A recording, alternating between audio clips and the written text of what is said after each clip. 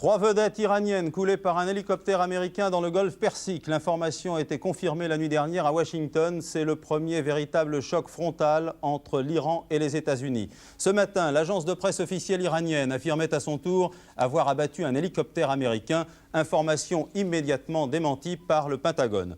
Au-delà de la guerre des communiqués, la tension s'accroît dans le Golfe. Patricia Coste.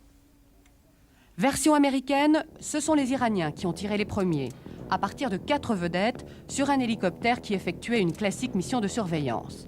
Appelés à la rescousse, 2 hélicoptères de combat ripostent et coulent 3 des 4 embarcations iraniennes. Cet incident a eu lieu dans les eaux internationales, à 25 km des îles Farsi, base des fameuses vedettes rapides des gardiens de la Révolution.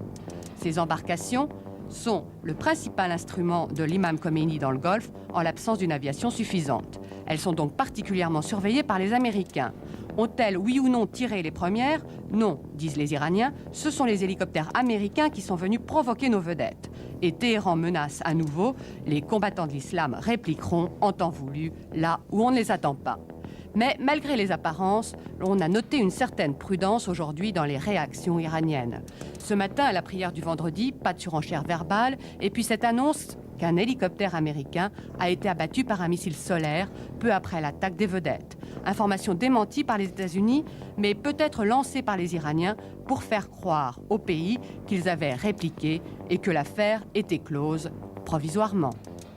Les États-Unis ne cherchent pas la confrontation, mais rendront coup pour coup. Le regain de tension suscite des réactions très vives au Sénat de Washington. Certains élus sont furieux d'être totalement court-circuités par la Maison-Blanche. Nous avons tout simplement l'air d'idiots, a déclaré le sénateur républicain Weicker.